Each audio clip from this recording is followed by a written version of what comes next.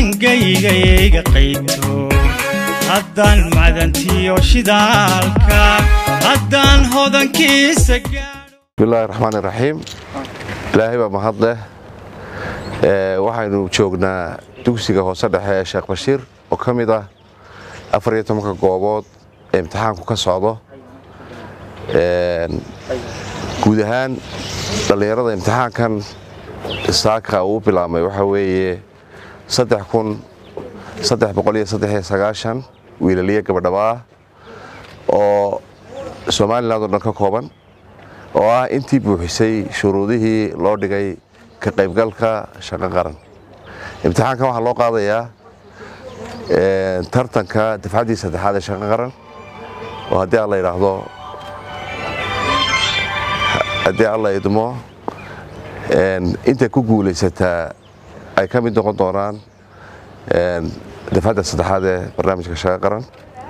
waxaan u mahadnaqayaa dhammaan howlwadeennada wasaaradda waxbarashada guud ahaan wasiirka laga soo bilaabo xafiiska imtixaanaadka qaranka guddoonada waxbarashada gobolada iyo howlwadeennada wasaaradda ilaa kormeere ilaa supervisors dhammaantood hawsha qiimaha leh ee ay hayaan ee qaranka u hayaan iyo imtixaankan maanta la qaadayaba aad baan ugu mahadnaqaynaa wasaaradda waxbarashada.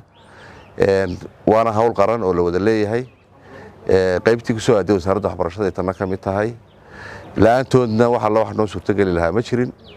ilaahay baa mahad leh. imtixaankaas wuxuu inoogu bilaabmay si nabadgelyo iyadoo nidaamkii la waafajiyay imtixaanka oo miis walba arday kaliya fadhiyo imtixaanka u tartamaya hadhowna nidaamka loo saxi doonaa oo noqon doono iyadoo magacu qarsoon yahay in macallimiintu saxdo code number uu sito. waxaasoo dhammi waxa weeyaan nidaamka lagu ilaalinayo cadaaladda dhalinyarada tartamaysa in intii ilaahay u qoray ay soo baxaan oo ay ku soo baxaan qalinkooda iyo aqoontooda iyo kartidooda.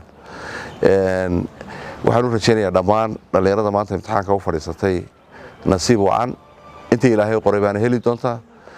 intaasaan kusoo koobayaa dhammaan mas-uuliyiinta halkan kormeerka ku jirta halkan maraysa ee wasaaradda waxbarashada ah oo odayaashii macallimiintii ugu waaweynaa meesha marayaan xuseen iyo tulux iyo saleebaan iyo guddoonkii waxbarashada gobolka Maroodijeex dhammaantood ilaahay ka abaaliyo. hawshu waa hawl qaran wada leenahay halkaasaynu ka haynaynaa dhallinyaradeenna inuu shaqaynaynaa iyo dalkeenna. assalaamu calaykum waraxmatullaahi wabarakaatu.